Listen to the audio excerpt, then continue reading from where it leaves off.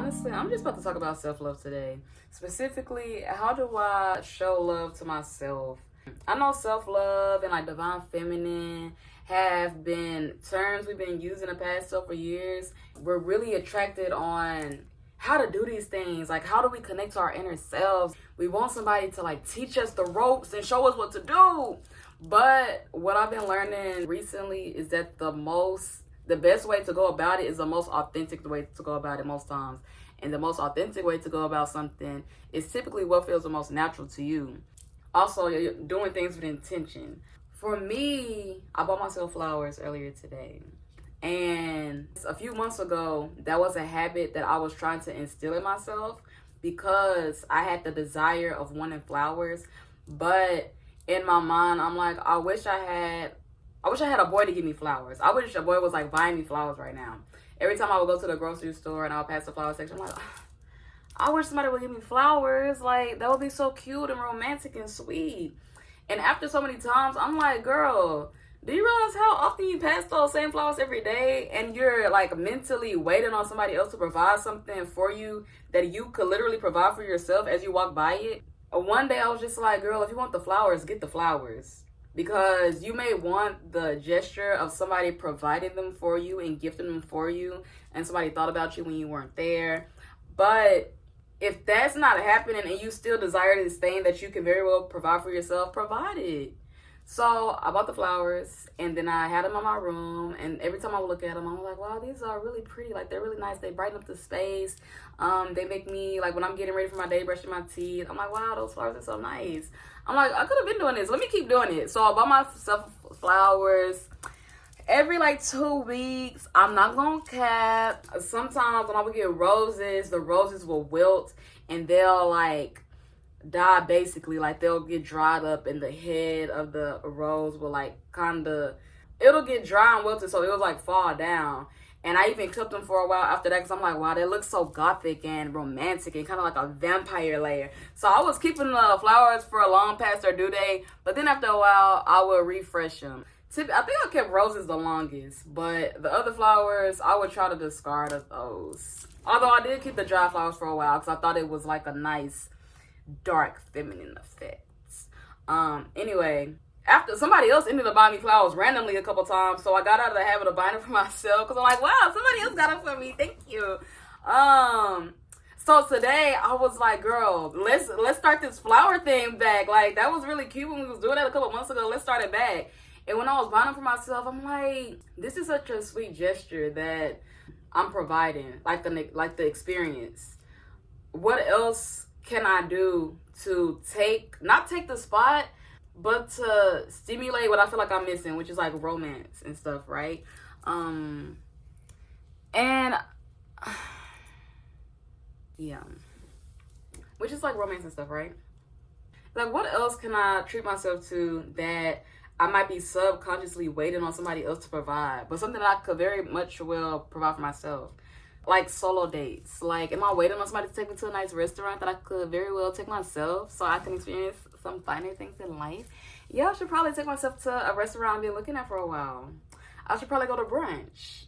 I should probably, like, these are things that you could do by yourself. Like, it feels nice for somebody to provide it for you, but also you're able to walk on 2 legs and sit at a table and look cute and get a tripod and take a picture. So there's some of my future plans of like taking myself on a date, but how I currently practice it, because I haven't really done that yet. Like, I've gone to like a cafe and got a cute little thing, and I'll write in my journal, I'll read a little book. One time I crocheted. But how I'm that's going on a solo date is like a future thing because I haven't took myself out to dinner yet. But what I practice right now is getting myself flowers. I'm trying to treat myself a little bit more consciously and not feel like guilt about it, because like I thrift a good amount, and when I buy something new, I try to buy it on sale. If I buy something new at full price, I'm like, girl, are we gonna use this? Is this a really intentional purpose? Like, I want to be sustainable. I want to be intentional with my purchases, right? But I don't want to feel guilty after I get the thing. So treating myself is a way that I'm practicing self-love. If that's like a certain lip gloss that's not 99 cents from the beauty supply. I'm like, girl, get it. You'll love it, girl. With me and my mom, it's just like, don't wait on somebody to gift you something that you've been wanting if you can provide it for yourself, right? So yeah, treating myself with little gifts intentionally. Not just buying stuff up, but when you want something, you can get it. Like, girl, it's okay, get it. Something that's really major that I don't know if it's really talked about enough is the mental part, the spiritual part of self-love. For me, that looks like holding understanding and grace for myself. That's one thing I've kind of had, I don't know if I would say I had a struggle with, but it has taken a conscious effort. Just because when you're in the present moment, which is at one point was the future for you, you could look back on your past with not only regret, but guilt and judgment. You could look back with a lot of judgment. Just because some situations that you may have been in, for me, I'm like, why didn't I go off on that person? Why didn't I cuss them out? Why did I let them get over on me? Why didn't I see them for what they was at the beginning? You had so many hints, girl. You had so many times you could have seen what they was trying to do. But as I'm looking back with all the information I have all together. When I was in a situation, it was a lot of little stuff that may have added up at the end. When then I could make a proper assessment, like, wow, all this information together, all this evidence, it don't look too good. Let's move forward now. So what I've been trying to do is not judge my past self too harshly, because I feel like that's unfair. And the amount of understanding and grace I try to hold for other people, offer that to myself. Because, like, girl, you still learning too. You may try to do your best at times and try to treat other people with respect and the benefit of the doubt and all that type of stuff, but you still don't know everything. If you misspoke, or if you feel like you acted too nicely or too softly in a situation with another person that you could have been angry at, it's okay. Like, there's nothing you can do about a previous situation, but only learn from it and make a different decision in the future. So one thing with me is I will harp on a situation in my mind. It's like, oh, I would just cringe. Like, why did you do that? Why didn't you do this? Why? And it's like, you only further torture yourself with the situation. Like I said, you can't change it. So understand what happened. Understand the notes you can apply for the future. But you got to leave it where it's at, sister. Leave where it's at with understanding, you know? So offering myself understanding and softness with the decisions I have made has been a way I've been practicing self-love. Another way is providing good habits for myself. So try to eat. I'm not a vegetarian. A lot of people think I'm a vegetarian. A lot of people think I'm a vegan. I'm not there yet.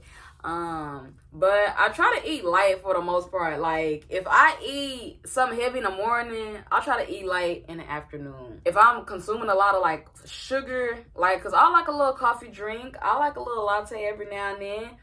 Later on, I try to, okay, let's eat some fruit. Let's drink a smoothie. Let's make sure we we just make a higher intake of water. And the reason I say that I feel like when you get older, it might be more likely that you get health conscious because you feel the impacts of your choices more. When I'm eating crazy, I'll feel the impact. If I'm waking up groggy, I'm like, what the F? It's hard as F to get up. It's hard as F to move around. I feel sluggish and I'm mother F. I feel stiff. Maybe because you're dehydrated. You ever thought of that, sister? So I try to make good eating choices, or at least decent. I'm gonna say decent, because I ain't finna get on here and act like I eat salads pretty often. I drink smoothies pretty often. I try to eat my Greek yogurt and granola, but I'm not gonna act like I didn't just have some tacos earlier.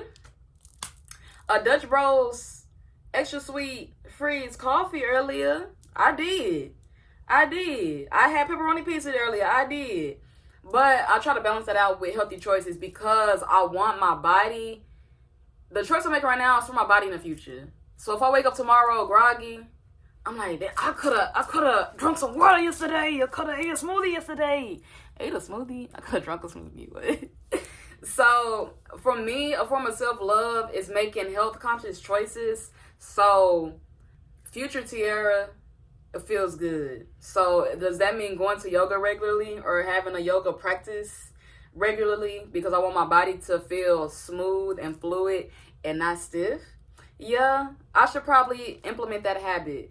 Journaling in the morning. Will my mind feel more clear and ready to tackle the day when I spend a little bit of time in the morning when I wake up journaling? It probably would, so I should implement that.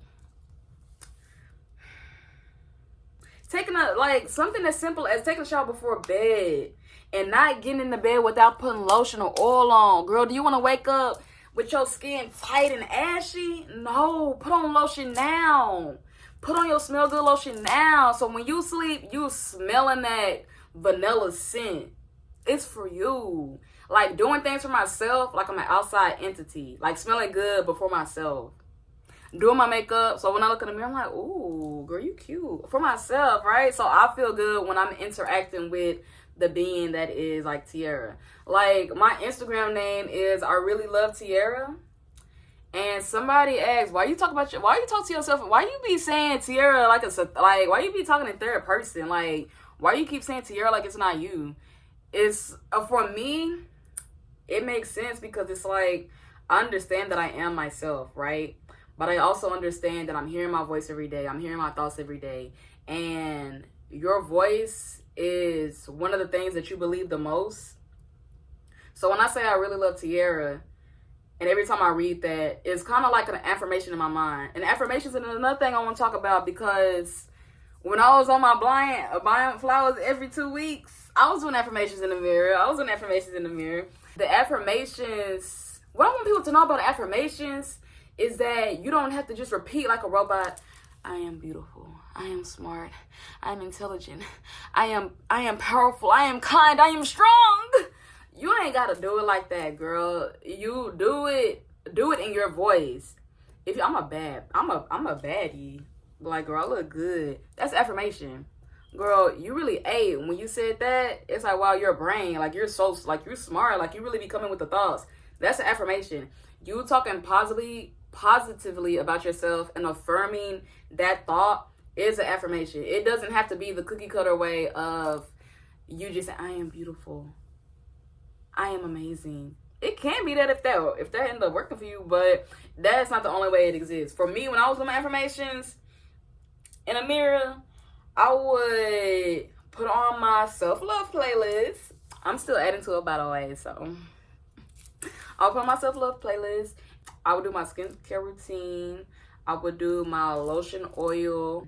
I would really just look at myself in a mirror, like face to face, and I would just look at it. I was like, wow, like your eyes, I can gloss in them. Like, wow, the shape of your lips, like, girl, that's like, look at your natural beauty. Like, another thing with affirmations, like, even if you don't feel like it's find something to be true about. Like, if you don't like anything about your face or your body right now, first try to get neutral. I like to say start small. Start with one little small thing that you like, because I might have certain things that I might not be my favorite thing about my physical this physical body, but if anything, I'll try to find something small that I like, even if that's like your hand. Like my hands, let's share. My hands, I feel like they kind of short, and sometimes they feel like they look grubby. Like I love when when a girl has like long, slender fingers and they look so elegant and graceful. I feel like sometimes I really like my hands. When I see a picture of them and my nails are done and stuff, I'm just like, wow, your hands are like a really nice shape. I really like my hands. But sometimes I'm just like, they look so small and childish, like a little kid effing hands. Or like, I don't know. But if I could start small or like attaching to something else, I'm like, my hands remind me of my mother's. I'm like, wow, that's kind of nice that I have like a physical connection to my mom, right?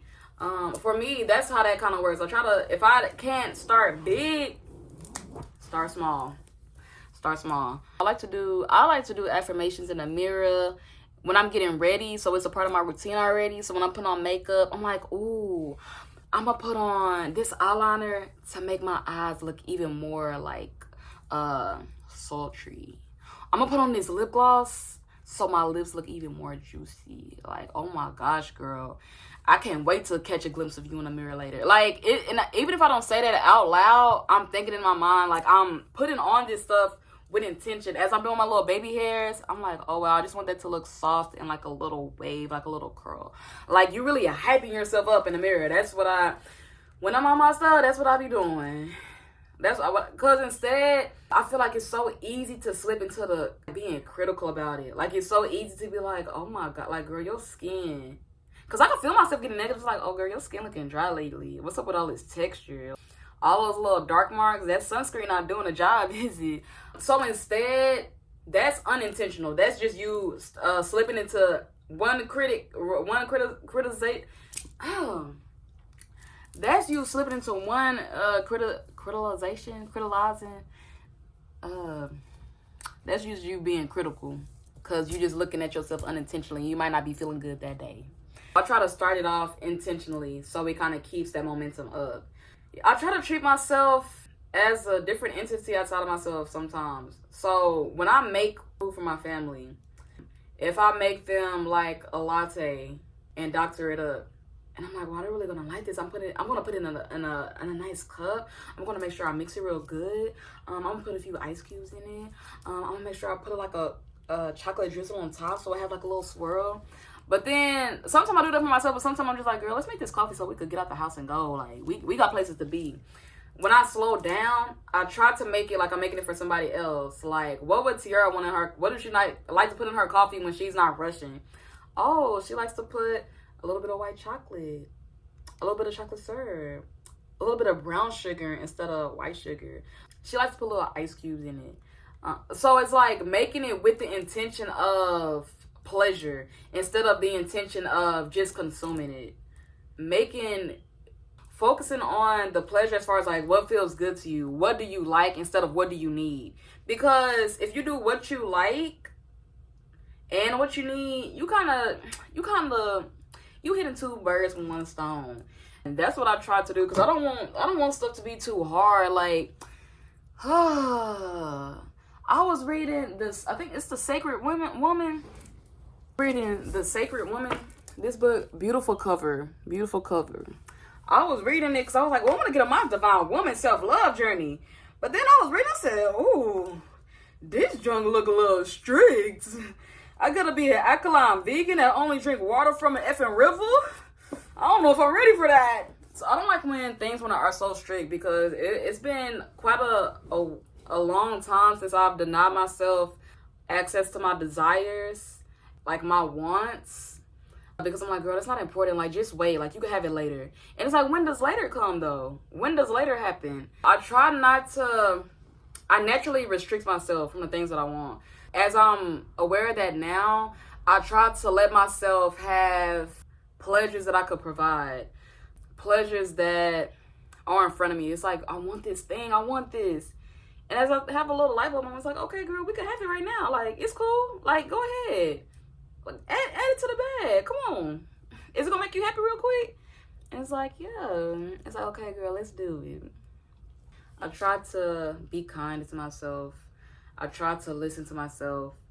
I feel like the more self-love you start to build, the more inner trust you start to have.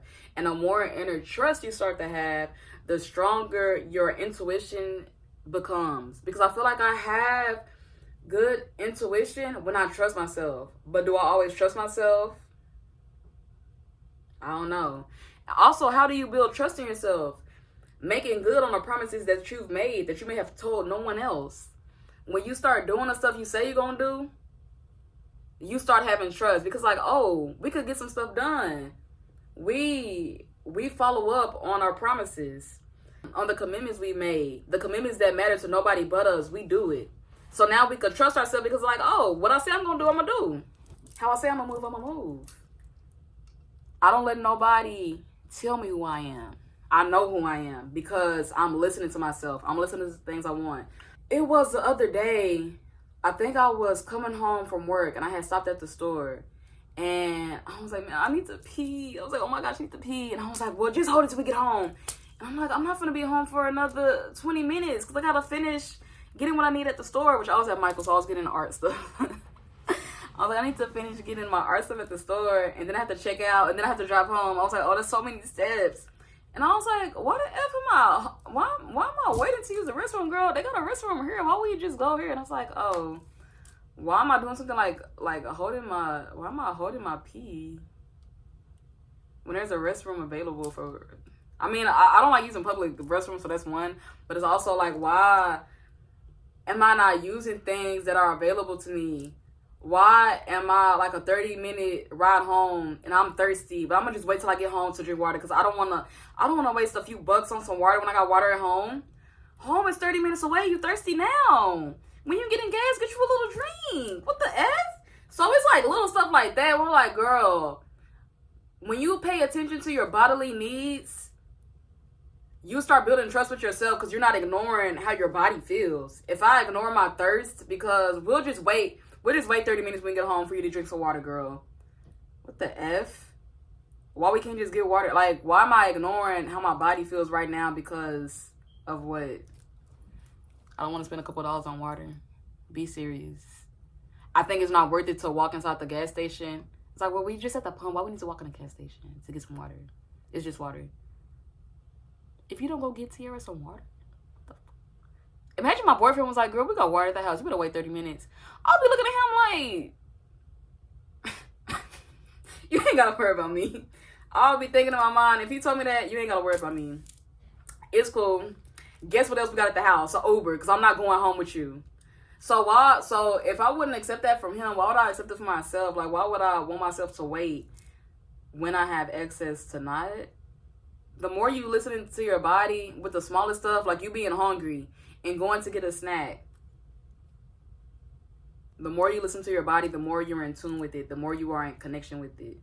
When you're in connection with your body and that's stable, that's when you start getting connected to your higher self. What your higher self is just, let's just say the best version of you, right? The version that makes the healthiest decisions for you. When you start being in tune with your body physically, whether that means moving it, walking, yoga, dancing. Dancing is how you get connected to your body. It strengthens everything else when you start there. Like I said, my intuition, I feel like it's good, but it works best when I'm listening to my, like I said, myself, my body, my thoughts. When I'm steady second guessing myself, that's where the intuition get all effed up. Like, girl, if you second guess yourself, your intuition can feel like such a subtle yes or no, such a subtle sentence that's telling you about somebody or some situation, that if you are somebody who habitually second guesses themselves, that first thought they have about that situation, that person, that thing, it's finna get lost in the confusion. Cause you heard it's like, well, why do I think that though? Like, where did that come from? That's random. That's crazy. So you just gonna disregard your inner knowing? Cause what? Self-love leads to you strengthening your intuition ultimately. That's what I think. And how I'm practicing that is listening to myself, offering grace and understanding, treating myself to little treats, whether that's flowers, whether it's candy, jewelry, clothes, like little plants, trinkets. And one thing that also is like keeping my space clean and neat, because I like when my space is clean and neat. When it is, self-love is being practiced. When it's not, it's like, okay, girl, some stuff is falling through the cracks. So let's get it together. Let's snap it together. Keeping my space clean is another way of practicing self-love for me. And practicing my hobbies is another way I like to practice self-love. Because I have a lot of hobbies that sometimes I don't allow myself to do because I'm like, we have more important things to worry about than crocheting. We have more important things to worry about than making a beaded bracelet. We have more important things to worry about than looking at your birth chart. We have more important things to worry about than watching YouTube. We have more important things to worry about than making clothes, dyeing clothes, when I get stuck in that type of mindset, it's like, okay, girl, we living in scarcity, because why are we just focused on work all the time? That means we must think we don't have enough, which is another thing. Like, I don't like being in scarcity mindset. When I need to flip the switch and get out of that, it's like, let's take a breather. Let's take a breather. So I haven't been doing my hobbies. I'll be honest, I haven't been doing my hobbies like that lately. But that's one thing that I usually try to be intentional about when I'm practicing self-love, is make things with my hands that's not related to painting and my art practice. Because when it's related to my painting and my art practice, in my mind it's like, man, this work. This is my art career. We gotta get this junk jumping off. We gotta get this junk on the road. We gotta get this junk rolling. That's kind of more connected to my like painting practice, and in that realm, like my career, like that's going somewhere specific for me in my mind. With my hobbies like crocheting, that's something that I'm not trying to make it into anything else besides making something for myself or a loved one. That can release some of the pressure off of it, because it's like, this is not to grow into anything else. This is just for me. Journaling, that's just ultimately for me. I think leaning more into my spirituality and my meditation practice, reading my books, doing my shadow work is a way I like to practice self-love, because my spirituality is something that is important to me, like my belief system. I feel like it's very unique to me as well, because I'm not too strict on having one version of religion or spirituality as truth. Instead, as I interact with the variety of them, I appreciate them for what they are and what they are all pointing to. So that is something that I am interested about learning more in, to strengthen my connection to my spirituality and what I believe in. So the way for me to practice self-love is getting in tune with that, allowing myself enough space to ask questions about what I feel is truth. So again, and that comes from inner trust. Instead of letting somebody tell you what you should believe, what do you feel most connected to? What do you feel resonates deepest with you? What makes the most sense naturally? And allowing myself to have that space for it. Letting myself be cringe. I feel like cringe, it feels like a more recent term of like doing something embarrassing. But cringe is like, you're being embarrassing, but you're not embarrassed by it when you should be. And I feel like embrace the cringe is something that is so important to do sometimes, because cringe is usually being your goofy, maybe slightly annoying, uncensored self. And for me, I'm the oldest I have 6 siblings. And when you start getting older, the stuff you start doing be uncool to them. It's like, oh, here she go again. She acting like a millennial. And I think I'm a Gen Z or I think I'm a Gen X. I'm one of the gens. Like, you acting like a millennial. Oh, TT, go on Facebook. Like, when they be saying that type of stuff, it's like, okay, like, first of all, when people start calling you old, it's like, oh, you see how mean it is to kind of call somebody old in like a derogatory way. You kind of just call them outdated, not with the times, and like lame a little bit. I'm like, when the younger people kind of like call you old, or just when you do something like, it's like, my bad. Like, I was just trying to enjoy my life real quick. I was trying to reminisce on the music that I grew up on. Sorry that's not current and cool and trendy to you. Oh, I guess me just allowing myself to be authentic is, it's a form of self-love. Because so many times we try to hide aspects of ourselves. We try to shield, and maybe you're trying to shield, maybe you're trying to protect parts of yourself that have been harmed by other people or made fun of by other people. But at a certain point, you're reinforcing what they've done. You're reinforcing the bullying they may have done, the making fun that they may have done, the rejection they may have given to you. At a certain point, you can stop that and say, actually, y'all don't like my dancing, but I like my dancing. I like to dance, and I'm going to dance like this. You ain't got to tell them that, but you could think in your mind, like, because people used to always tell me I can't dance. And as I've gotten older, I realized I really internalized that. When we at a function, I'll do my little movie move.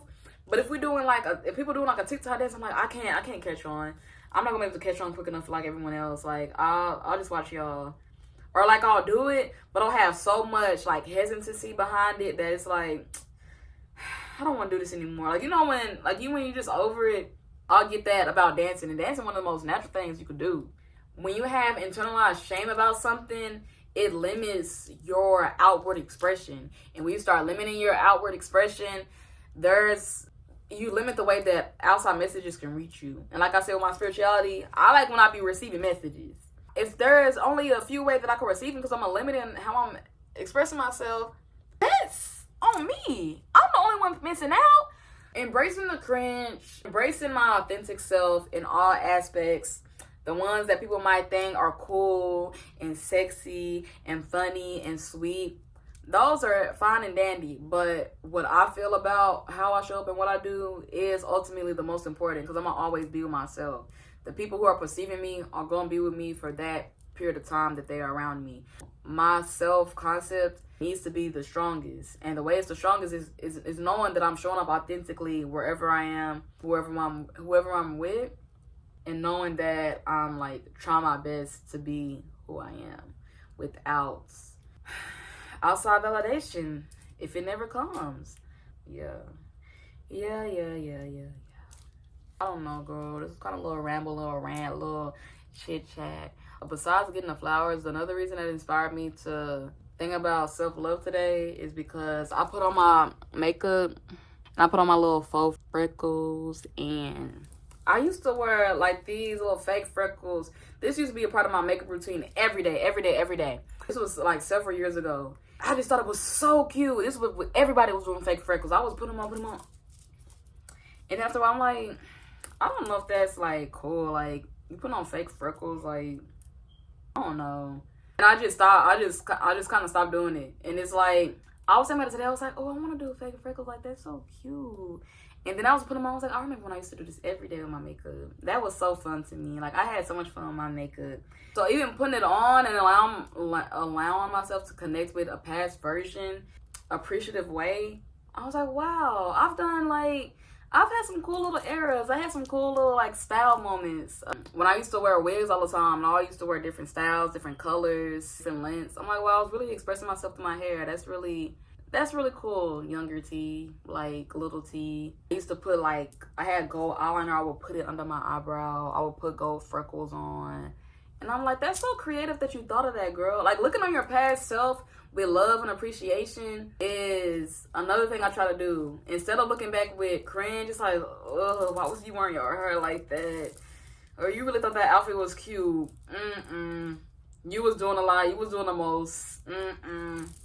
Because when I look back with fondness, it's like, girl, you were so proud of that outfit. Like, that's cool that you really put a lot of effort into you put effort into your style and showed up like that without, you didn't need validation at that time. Not that I would say I need it now.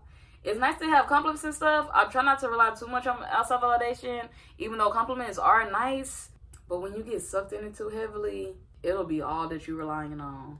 When I was younger, when I was getting dressed and on my hairstyles, it was for me. I was like, I think this is cool. I think this is fun. I want to dress like this. So it was more on my inner validation of like, I think this is, like, I was just like a kid. I'm like, I think this is cool. I want to do this. So I think me connecting to myself now is me connecting to myself then. Again, holding that appreciation of who I was, even getting back there and shedding like the layers of armor or maybe even thick skin that I may have had to grow over the years. Allowing myself to be authentically, I think, is a reoccurring thing that I keep hearing. So yeah, I feel like I try my best to be sincere and genuine and authentic, but maybe sometimes there's room for more. Thank you for watching. Thank you for hearing me talk about self-love and how I practice it. For everyone, it will be different. And this is not, I would say, the complete everything that I do, but it has been the ones that have come to mind as I've been chatting. I think what I really wanted to share was the idea of thinking about self-love as how you treat yourself in a mental way as well. Like being soft with yourself, being kind, being, again, understanding. I feel like that's something that I've kind of repeated throughout this, is like holding understanding and grace with yourself. I feel like that is so important, and it may not be something that's talked about as much as like taking yourself on a solo date and things like that. Like how you talk to yourself is immensely important. So yeah, thank you for watching.